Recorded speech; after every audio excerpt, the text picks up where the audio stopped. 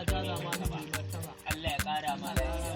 Allah ya taimake ka. Allah ya kara ma martaba da matsala a garin nan. Wai tsaya ma kai kafin nan wai sai ina kan zagi ne ina su ma da waki in na ga fada yau wata abin da nake so in gaya ma kenan mai martaba abin da nake so in kai ka kenan mai martaba gari akwai matsala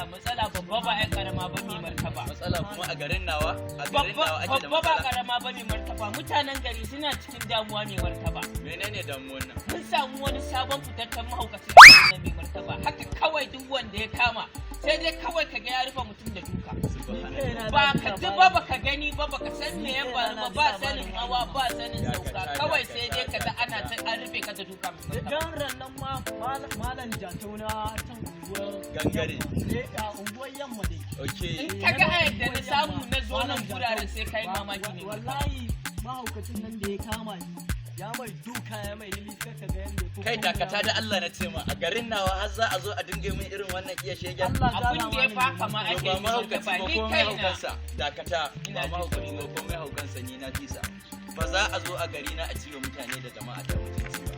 ni nan da za ku kamo min shi sai na mai dukan tsiya sai na kore shi daga garin nan ni kaina ne martaba a yanzu ina so in kai ka gabari wallahi tallahi da za ku kamo min shi sai na mai dukan tsiya subhanallahi ba dai mahaukacin ba ko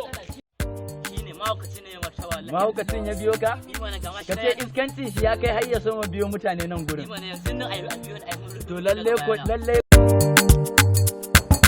Awesome enemies on the beat.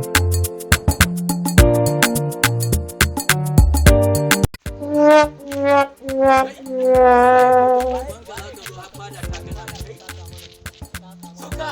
suna ƙasa kana sama kai suna ƙasa kana sama Why not?